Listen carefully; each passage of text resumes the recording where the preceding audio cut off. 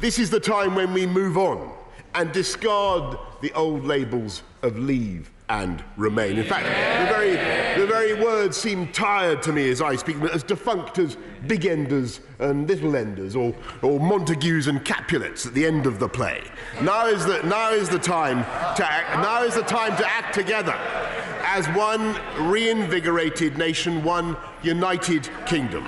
If we have learned anything from the experience of the last 3 years, it is that drift and dither means more acrimony and anguish, Mr. Speaker, and there will be nothing more dangerous for the new future that we want to build than allowing the permanent possibility of extending, I think I'm coming to the point that honourable members wish to discuss, extending the implementation period in a torture we all remember that came to resemble Lucy snatching away Charlie Brown's football, or Prometheus chained to the Tartarian crag, his liver pecked out by an eagle and then growing back, as honourable members on all sides of the House will recall, and then growing back only to be pecked out again in the cycle repeated forever.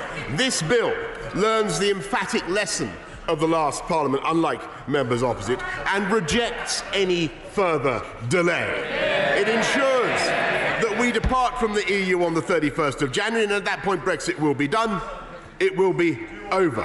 The sorry story of the last 3.5 years will be at an end, and we will be able to move forward, Mr. Speaker, together. The bill ensures that the implementation period must end on the 31st of December next year with no possibility of an extension.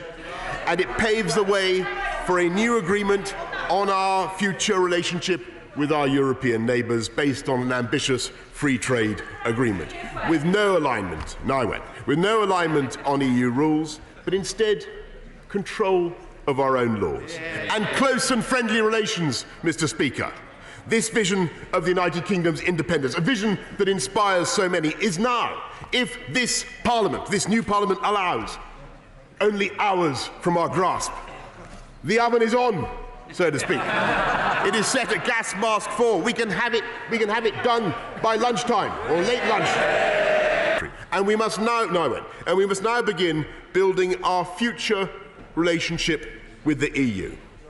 Our aim is to provide a close friendship between sovereign equals, to promote our common interests, inspired by pride in our European heritage and civilization. And Clause 3 of the Political Declaration invokes that spirit, establishing, and I quote, the parameters of an ambitious, broad, deep and flexible partnership, rooted in our shared history and ideals, and standing together against threats to rights and values from without or within. I am absolutely determined that this great project will not be the project of one government or one party, but of the British nation as a whole.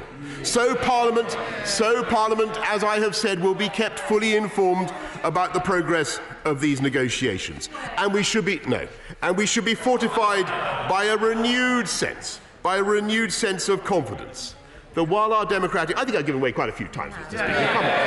In all fairness. And the policy of the Liberal Democrats is now to have another referendum. They've abandoned revoke. They now want another referendum. So I think when they work their policy out, I'll give way. We should